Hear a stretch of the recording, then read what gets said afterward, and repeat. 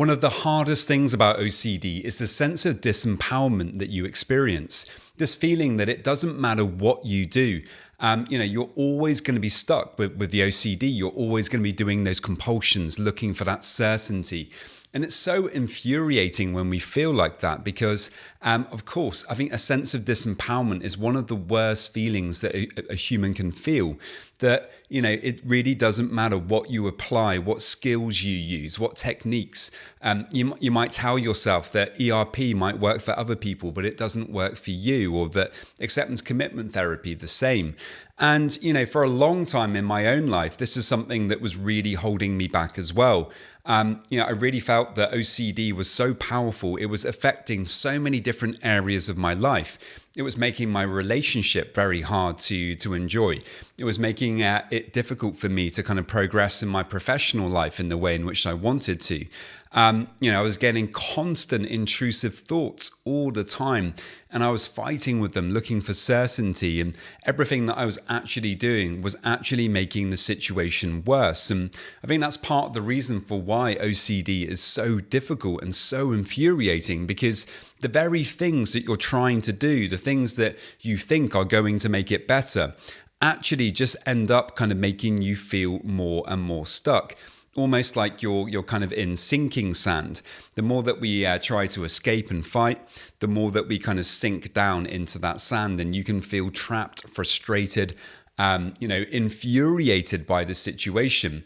But the reality is, and this is something that we need to keep coming back to, is that actually you're much more empowered than you may realize. And if you are struggling with OCD and anxiety, I do have a 12-week program to help you to break free. It's based upon my own personal experiences of dealing with OCD, as well as now having helped hundreds of people to overcome it. If you're interested in applying for that, you can by heading over to my website, robertjamescoaching.com. There's a link in the show notes. So how do we get that sense of empowerment back?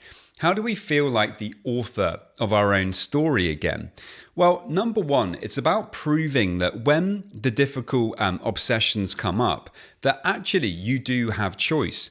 I think this is one of the hardest things about OCD, is that we feel that we don't have choice.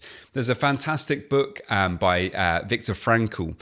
It's called Man's Search for Meaning, and it's about his story of being in Auschwitz. He sadly, upon entering the camp, his wife was killed, other members of his family were killed, but he survived the experience. And he kind of decided when he was in there that he wouldn't allow these people who'd taken everything from him to take the one last thing that you can take from a person, which is their ability, and I'm paraphrasing here, this is not an exact quote, but their ability to choose their response to any given set of circumstances. So even in one of the worst places to be, this guy was able to kind of make a choice about where his attention would go. He refused to focus on how awful his situation was, and instead he tried to focus on the small niceties and kindnesses that people would still do for each other, even in an awful place like that. Or he would focus on the sun coming up in the morning, or he would pay attention mindfully to the trees. These things helped him to kind of find that place of calm within the absolute chaos and barbarity of such a difficult place to be. With OCD, we have that choice as well. It may not feel like it because OCD creates this illusion. It makes us really feel that we don't have that choice. But when we really reflect on it, we don't have to do compulsions. We may have created a situation where that's our habit, and naturally when we feel anxiety and uncertainty, we do just perform those compulsions. But the truth is that you can begin to undo that habit. We have neuroplasticity, meaning that the brain changes over time, where you persistently put your attention. You can focus more on kind of building healthy circuits in your brain. And you can change your habits. Just because maybe you've done OCD for a long time, it doesn't mean at all that you're always going to be stuck with it. That's something that I told myself for many, many years. And it turns out that it wasn't true, because today I rarely ruminate about things, and I rarely do all the other compulsions that I used to do that were keeping me stuck. And I see it all the time. I see people improving from OCD. And a huge part of that is because we're actually realizing that we have choice.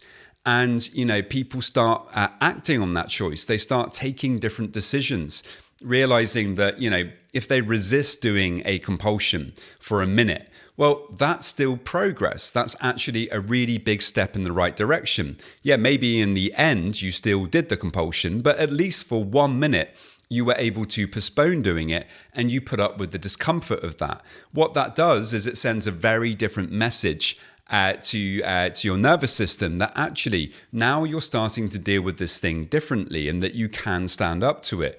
And the more that you just take small steps and small action each day, that you prove to yourself that you really can overcome OCD by, leaning into discomfort, doing exposure activities, bringing your attention back to the present and to your values when you'd much rather be trying to figure out an obsession. Each and every one of these things helps us to take back that control and to feel that sense of empowerment again. So I really hope that you found that helpful. Remember, I do have a 12-week program for OCD and anxiety. If you're interested in that, you can head over to my website, robertjamescoaching.com. There's a link in the show notes. And many thanks. I will see you next time. This video is for education only. It's not therapy or medical advice. If you're struggling, please speak with a licensed mental health professional.